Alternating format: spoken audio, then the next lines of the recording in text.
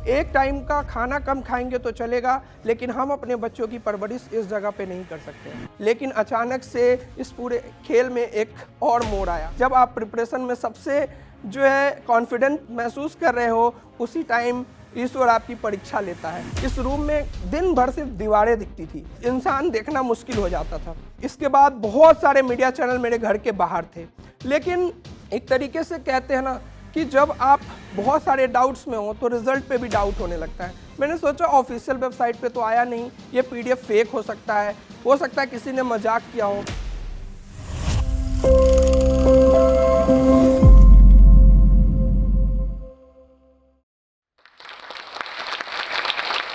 कठिन रास्ते अकेले पार किए जाते हैं, कठिन रास्ते अकेले पार किए जाते हैं, मेले लग जाते हैं मंजिल मिलने के बाद। नमस्कार, मेरा नाम उज्जवल कुमार उपकार है और मैं बिहार के सीतामढ़ी जिले के रायपुर गांव का निवासी हूं। 69 बीपीएससी में मेरी फर्स्ट रैंक है और मैं इस समय डीवाईएसपी के पोस्ट पर चयनित हुआ हूं। वैसे तो कहते हैं कि हर संघर्ष के पीछे एक लंबी कहानी होती है, जैसे कि हर खूबसूरत सुबह के पीछे एक लंबी रात होती है, एक काली घनेरी रात। वैसे ही मेरे संघर्ष की कहानी भी कुछ इसी तरीके की है। एक्चुअल में जो मेरी प्रिपरेशन की जर्नी रही है, उसके बहुत सारे स्टेज रहे हैं। इन सारे स्टेज को मैं कुल 3 भागों में बांटना चाहूँगा। मेरी जो प्रिपरेशन जर्नी है उसको मैं 3 भागों में बांटना चाहूँगा। प्रिपरेशन स्टेज का पहला भाग मेरा बचपन है, क्योंकि मेरे संघर्ष की कहानी मेरे बचपन से शुरू होती है। दूसरा, जब मेरे पहली बार कदम घर से बाहर पड़े, और तीसरा, जब मैंने सिविल सर्विसेज की प्रिपरेशन शुरू की। तो प्रिपरेशन का जो एक तरीके से कह सकते हैं पहला भाग मेरे जीवन का बचपन इसलिए भी महत्वपूर्ण है क्योंकि एक ऐसा फैसला मेरे बचपन में लिया गया, एक ऐसा दिन मेरे बचपन में आया जब मैं 6 साल का था, जिसने मेरी जर्नी एक तरीके से एक अलग दिशा में शुरू की।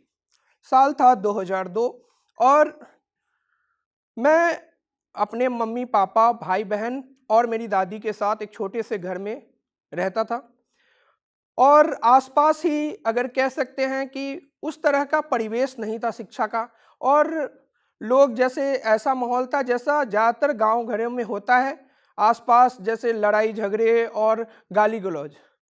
एक रात को ऐसी एक छोटी सी लड़ाई हुई, हालांकि लड़ाई छोटी थी लेकिन उसने मेरे परिवार के मन मस्तिष्क पर कहीं ना कहीं एक बहुत बड़ा चोट किया।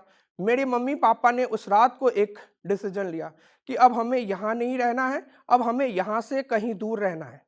मेरी माँ का लिया हुआ वो फैसला, मेरी माँ ने कहा कि हम एक टाइम का खाना कम खाएंगे तो चलेगा, लेकिन हम अपने बच्चों की परवरिश इस जगह पे नहीं कर सकते हैं। ठीक वही वो पल था जब पापा ने उस डिसीजन को लिया और इसके बाद एक तरीके से पूरी जर्नी बदल गई।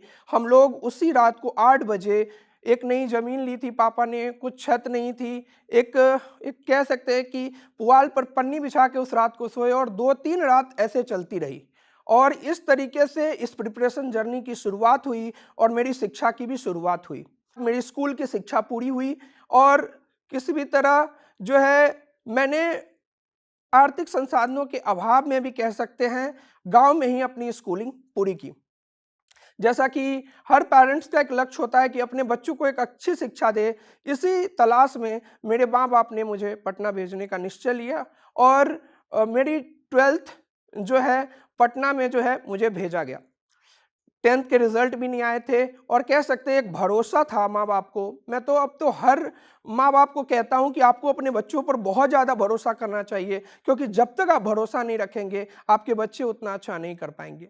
तो उन्होंने मेरे पर एक भरोसा जताया और मेरे पापा दोनों का एक कॉमन गोल था इंजीनियरिंग, कि मुझे इंजीनियर बनना है।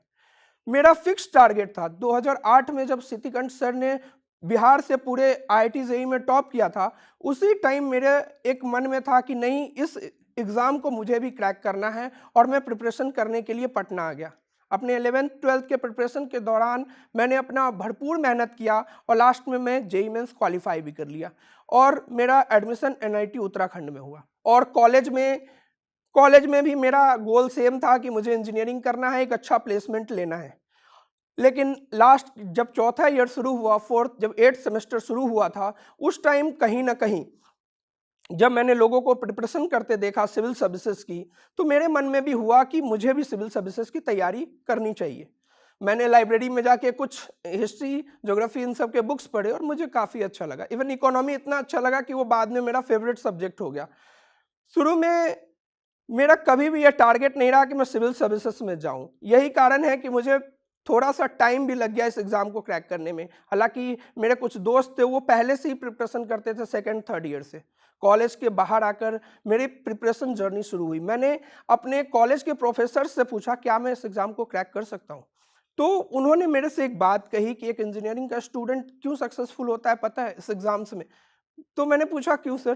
तो उन्होंने बोला कि जो इंजीनियरिंग का स्टूडेंट होता है ना, वो एक रात में पूरा सिलेबस पढ़ जाता है। तो जब आप एक रात में पूरा सिलेबस पढ़ जाते हो, तो आप अगर पूरे साल पढ़ोगे तो आप किस तरह का परफॉर्मेंस करोगे। तो यही बात मेरे मन में थी कि अगर मैं पूरे साल पढ़ूंगा एक ही तरीके के मेहनत से, तो मेरा जो रिजल्ट है वो कोई नहीं रोक पाएगा। मैं वहाँ से मैंने हालांकि उसके बाद भी मेरा मन नहीं माना और मैंने जॉब ज्वाइन कर ली। हालांकि 1-2 महीने जॉब करने के बाद मैंने वो जॉब छोड़ी। घर पर कोई खुश नहीं था। मेरे रिश्तेदार, मेरे माँ बाप को कहते थे कि ज़िंदगी में जॉब पहली बार बहुत ही किस्मत से लगती है और अगर आपने वो जॉब छोड़ दी ना, तो आपका जीवन में कुछ नहीं हो सकता। इसके बाद कि आपके सारे रास्ते ब्लॉक है। बट मैंने किसी भी तरह अपने माँ बाप को समझाया कि मैं इस एग्ज़ाम को क्रैक कर सकता हूँ और मैंने यूपीएससी की प्रिपरेशन शुरू की और यूपीएससी की जर्नी स्टार्ट हुई। मैंने पहले साल का प्रिपरेशन किया, हालांकि अटेम्प्ट नहीं दिया मैंने उस साल, और प्रिपरेशन शुरू की। मुझे लगा कि नहीं, ये सब चीज़ें तो मैं पढ़ सकता हूँ और इन सब चीज़ों में मेरा अच्छा चल सकता है। दिल्ली का तो आप लोग सब जानते ही हैं कि मैंने जब जॉब छोड़ी तो उस टाइम पे एक तो वहाँ के खर्चे बहुत थे, रूम रेंट बहुत था और उस टाइम मुझे अ, अलग से कुछ आर्थिक संसाधनों के अभाव में मुझे कोचिंग्स पढ़ानी शुरू करनी पड़ी। और मेरा दिन भर का ये रूटीन होता था कि मैं दिन भर में 2 बजे दिन से लेके लगभग 6 बजे शाम तक कोचिंग्स पढ़ाता, 7 बजे रूम पे आता और 1-2 घंटे रेस्ट करके 9 बजे रात से पढ़ाई शुरू करता और पूरी रात पढ़ाई करता और लगभग सुबह 6 बजे फिर से मैं जाके लगभग 7-8 बजे मैं सोता। तो लगभग डेली का रूटीन मेरा इसी तरीके का चल रहा था। इसी के बीच मैंने कुछ एग्ज़ाम्स भी दिए और लेकिन यूपीएससी में मुझे असफलता मिली और कुछ लोगों ने इस असफलता का कारण मेरा मीडियम बताया कि उन्होंने बोला कि आपका हिंदी मीडियम है इसलिए आपका सिलेक्शन नहीं हो सकता, यूपीएससी का रिजल्ट उठा के देख लो, सिर्फ इंग्लिश मीडियम वालों का होता है। तो मुझे ऐसा लगता था, मैंने जो एनालाइज किया, मुझे लगा कि नहीं, ऐसा नहीं होता है। अगर मेरी प्रिपरेशन अच्छी हो, मैं अपने आंसर्स उस लेवल के लिखूं, तो मेरा मीडियम मैटर नहीं करता। हालांकि मुझे बार बार सजेशंस मिलते रहे। यूपीएससी में लगातार 2 असफलताओं के बाद मुझे भी कहीं ना कहीं फील होने लगा क्या मेरा मीडियम सही नहीं है। लेकिन फिर भी मैं लगा रहा। इंजीनियरिंग इंग्लिश मीडियम में करने के बाद मैंने अपना मीडियम बदला था क्योंकि मैं इसमें ज़्यादा कंफर्टेबल था। लेकिन मैंने सोचा कि अब जो होगा ना, जब भी सिलेक्शन होगा इसी मीडियम से होगा, नहीं होगा तो नहीं होगा। इसके बाद मैंने अपनी प्रिपरेशन जर्नी जारी रखी। मैंने तो इसी बीच जो है कोविड भी आ गया था और कोविड में और ज़्यादा प्रॉब्लम्स हो गई। मेरे मम्मी पापा पढ़ाते हैं तो उस टाइम पे उनके पास और भी आर्थिक संसाधनों का अभाव हो गया, तो मैंने कुछ ऑनलाइन कोचिंग शुरू कर दी, ऑनलाइन पढ़ाना शुरू कर दिया ताकि मैं अपने खर्चे तो कम से कम खुद उठा सकूं। मेरी माँ ने मुझे कहा कि एक बार बीपीएससी भी दे के देख लेते हैं कि, लेकिन मेरा बिल्कुल मन नहीं था। कहीं ना कहीं मेरा एकमात्र ड्रीम उस टाइम का यूपीएससी था कि मैंने जिस चीज़ के लिए अपनी जॉब छोड़ी है, सब कुछ छोड़ा है, वही मेरा एकमात्र ड्रीम था। तो लेकिन फिर मैंने कन्विंस हुआ 2-4 बार कहने के बाद कि नहीं, बीपीएससी भी देख लेते। यहीं से बीपीएससी की जर्नी शुरू हुई। मेरा फॉर्म भी मैंने खुद नहीं भरा था। मेरे दोस्त ने, जो पीएमओ में एएसओ है, मैंने बोला, उसने फॉर्म भर दिया और एक तरीके से फॉर्म उसने भर दिया और मैंने बोला ठीक है, चला जाऊंगा एग्ज़ाम देने। लेकिन पहला जब एग्ज़ाम हुआ 67th बीपीएससी में मैंने पहला अटेम्प्ट दिया और उस एग्ज़ाम में एक तरीके से कह सकते हैं कि मैंने सोचा कि यूपीएससी की प्रिपरेशन है ही और बीपीएससी स्टूडेंट को और क्या चाहिए। मैं चला गया एग्ज़ाम देने, तो मेरे लगभग पिछले साल के कट ऑफ से थोड़े 2-3 मार्क्स कम मार्क्स आ रहे थे। हालाँकि वो पेपर लीक हो गया, उसी दिन पता चल गया और वो पेपर कैंसल हो गया। लेकिन उस एग्ज़ाम प्रीलिम्स में मुझे एक बात समझ आई, उसने एक समझ दी मुझे।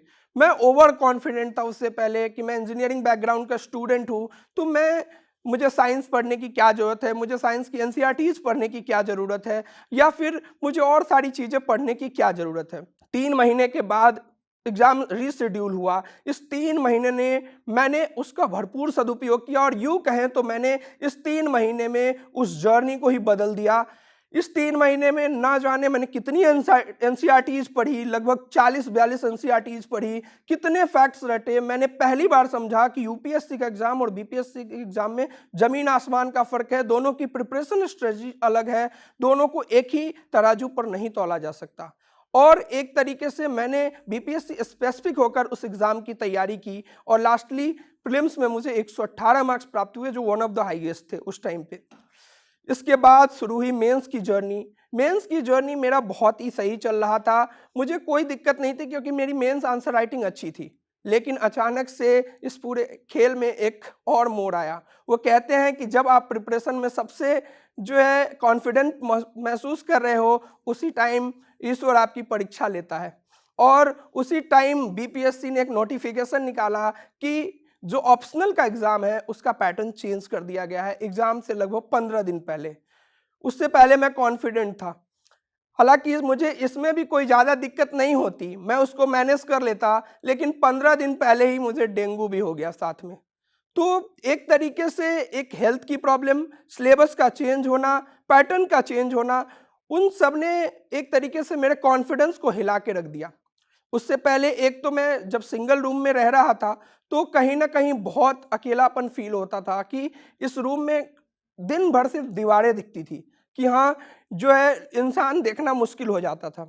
ऐसे में जब ये प्रिपरेशन जर्नी शुरू हुई मेंस की, तो कहीं न कहीं ये कह सकते हैं कि मैंने उस प्रिपरेशन को किसी भी तरीके से कंप्लीट किया और मैंने सोचा कि नहीं, इस बार तो एग्ज़ाम को निकालना है। जब मैं मेंस के एग्ज़ाम सेंटर पे पहुंचा, वहाँ पर जीएस का पेपर 1 दिया, ठीक है। जीएस पेपर 1 में मेरे से कुछ गलतियाँ हुई और मेरा डीआई गलत हो गया। मेरी हालत बहुत ख़राब थी डेंगू के कारण, मुझे लग रहा था कि मैं जीएस पेपर 2 नहीं दे पाऊँगा, मेरी तबीयत बहुत ख़राब थी। पापा मेरे साथ एग्ज़ाम दिलाने आए थे, उन्होंने कहा पेपर दे लो, पेपर कंप्लीट कर लो। मैंने किसी भी तरीके से जीएस पेपर 2 लिखते समय मैंने अपने आप को दिलासा दिया कि ये तुम्हारी ज़िंदगी का अंतिम पेपर है, इसको लिख दो। तो मैंने किसी भी तरीके से उस पेपर को कंप्लीट किया। हालाँकि डीआई गलत होने के बाद मैंने नहीं सुना कि किसी का कभी कोई एग्ज़ाम बीपीएससी में सिलेक्शन हुआ हो। तो मैं पहले से कॉन्फिडेंस में था कि अब मेरा सिलेक्शन इस एग्ज़ाम में नहीं होगा। हालाँकि इसके बाद मेरा इंटरव्यू कॉल भी आया और फाइनल रिज़ल्ट में मुझे ब्लॉक वेलफेयर ऑफिसर मिला था 496 रैंक के साथ। इसने मुझे एक कॉन्फिडेंशियल बूस्ट दिया कि अगर मैं डीआई सही करता तो मेरी रैंक 50 के अंदर होती। जो गलती मैंने की अगर मैं उसको ठीक से सुधार लेता तो मेरी रैंक बहुत अच्छी आ जाती। इसके बाद 68th बीपीएससी का एग्ज़ाम हुआ और 68 बीपीएससी में एक बार फिर मुझे कहीं ना कहीं कह सकते हैं कट ऑफ से जस्ट ऊपर, या एक तरीके से कह सकते हैं मेरे लेवल पे वो फेल्योर ही था। वो फेल्योर का सामना एक बार फिर सामना करना पड़ा। मैंने फिर से जॉब ज्वाइन किए हुए मैंने फिर से 69th बीपीएससी की तैयारी शुरू की। जॉब के साथ आप जानते हैं कि गवर्नमेंट जॉब में एक तो काम करने का इतना रहता है कि उसमें बहुत ज़्यादा टाइम नहीं मिलता है। तो टाइम नहीं मिलने के साथ मैं जैसे ऑफिस जाता था तो कभी गाड़ी में पढ़ लिया, कभी किसी और चीज़ में पढ़ लिया, कभी रूम पर रात को पढ़ रहे हैं, कभी खाना लेट खा रहे हैं तो रात भर पढ़ रहे हैं। तो इस तरीके से मैंने अपनी प्रिपरेशन जर्नी को जारी रखा और 69 बीपीएससी का वो लम्हा अभी भी याद है। 26 नवंबर का दिन था, संविधान दिवस था। सुबह ही मैंने पापा को बोला था कि पापा आज शायद रिजल्ट आएगा, तो पापा ने बोला अच्छा ही होगा। मैंने बोला कि कोई भी पोस्ट मिल जाएगी ना तो चलेगा इस बार, क्योंकि सबसे पहले मुझे ना फेल्योर नहीं होना है, फेल नहीं होना है इस एग्ज़ाम में। शाम को रिजल्ट आया, रिजल्ट आने से पहले एक पीडीएफ वायरल हो गया था उसी टाइम पे, और चारों तरफ वो पीडीएफ वायरल हो रही थी। एक पेज था जिस पर टॉप 10 की लिस्ट थी, उस पे मैंने देखा वो लिस्ट, उस पर मेरा नाम लिखा हुआ था मेरे रोल नंबर के साथ कि बिहार पुलिस सर्विसेज मिली है। हालांकि इसके बाद बहुत सारे मीडिया चैनल मेरे घर के बाहर थे, लेकिन एक तरीके से कहते हैं ना कि जब आप बहुत सारे डाउट्स में हो तो रिजल्ट पे भी डाउट होने लगता है। मैंने सोचा ऑफिशियल वेबसाइट पे तो आया नहीं, ये पीडीएफ फेक हो सकता है किसी ने मजाक किया हो। तो बहुत सारे न्यूज़ चैनल वाले सब बार बार मेरे से पूछ रहे, सर एक इंटरव्यू दे दीजिए। मैंने बोला कि मैं तब तक इंटरव्यू नहीं दूंगा जब तक मैं अपनी आंखों से नहीं देख लेता। तो एक तरीके से वो जो डाउट था ना, वो कहीं ना कहीं पीछे का जो स्ट्रगल था मेरा, वो उसके कारण उपजा था कि मैं पूरी तरह श्योर होना चाहता था। और इसके बाद मेरा रिजल्ट हुआ और एक तरीके से कह सकते हैं पूरी जर्नी बदल गई। और इसके बाद से बहुत सारे कॉल्स और मैसेजेस और बहुत सारी चीज़ें जो है आने लग गई। इस प्रिपरेशन की जर्नी में एक तरीके से कह सकते हैं, हालांकि इस जर्नी का एक एक पार्ट बताना यहाँ पे संभव नहीं है, लेकिन इस प्रिपरेशन जर्नी में मैं एक बात को सीखा कि अपने ऊपर सबसे ज़्यादा जो भरोसा है, जो कॉन्फिडेंस है, अगर आपको अपने ऊपर भरोसा है, कॉन्फिडेंस है, तभी आप चीज़ें अच्छी कर सकते हैं। बहुत सारे लोगों ने मेरे मीडियम पे सवाल उठाए कि आपका माध्यम गलत है। आपको मैं बता दूं कि पिछले 10 वर्षों के इतिहास में किसी भी सिविल परीक्षा का हिंदी माध्यम का मैं अकेला टॉपर हूं। तो एक तरीके से हिंदी माध्यम का जो मुझे डर था उसको मैंने अपॉर्चुनिटी में बदला और उसको जो है एक इतिहास बना दिया। जब आपको पूरी दुनिया कह रही हो कि इस चीज़ से नहीं होगा तो आप विश्वास रखें उसी चीज़ से होगा। इस प्रिपरेशन जर्नी में मैंने ये सीखा कि जब आपके घर वाले, जब आपके माँ बाप, जब आपके भाई बहन आपको सपोर्ट कर रहे हो, जब आपको वो एक तरीके से कह रहे हो कि आपका नहीं होगा तो किसका होगा, तो ज़रूर आपका होगा। घर वालों का सपोर्ट और ये सब बहुत ज़्यादा ज़रूरी होता है। मेरे से ज़्यादा संघर्ष एक तरीके से कह सकते हैं मेरे माँ बाप के रहे, मेरे भाई बहनों के रहे, जिन्होंने मेरी जॉब चूँकि अगर जल्दी लग जाती तो उन लोगों का और ज़्यादा अच्छा होता, लेकिन चूँकि मेरी जॉब में लेट हुआ तो उन लोगों के करियर पर भी कहीं ना कहीं ज़्यादा प्रभाव पड़ा। ये ओवरऑल एक तरीके से कह सकते हैं मेरी जर्नी थी जो मैंने जोश टॉक के माध्यम से दी। जोश टॉक का कह सकते हैं कि बहुत बहुत धन्यवाद जिन्होंने मुझे ये मंच साझा करने के लिए दिया। और ये जो मैंने ये कहानी, जो मेरी स्टोरी है, इतने डिटेल में पहले कभी नहीं कही, क्योंकि मुझे कहीं ना कहीं लगता था कि लोग सोचेंगे कि क्या बढ़ा चढ़ा के बोल रहा है जब इसकी रैंक आ गई है। लेकिन मैं ये कहना चाहूँगा, मैंने ये हिम्मत भी इसलिए दिखाई क्योंकि मुझे लगता है कि बहुत सारे लोग इस जर्नी को सुनकर ज़रूर इंस्पायर होंगे, क्योंकि वो कहीं ना कहीं मेरे जैसी ही लाइफ फेस कर रहे हैं, जो एक तरीके से कह सकते हैं लोअर बैकग्राउंड से उठकर, और जो मैंने ये सफलता प्राप्त की। हालांकि ये सफलता मेरे लिए नहीं है, अभी भी एक मंजिल यूपीएससी दूर है। तो वो जो सफलता कह सकते हैं कि मैंने जो एक सफलता प्राप्त की है, तो वो उनके लिए ज़रूर मोटिवेशन का काम करेगी, ताकि वो भी जो है आगे बढ़कर अपने माँ बाप को ये विश्वास दिलाकर कि मैं उनके लिए कुछ करूँगा, मैं सोसाइटी के लिए कुछ करूँगा, और जो है अपना भविष्य बदल सकते हैं। धन्यवाद।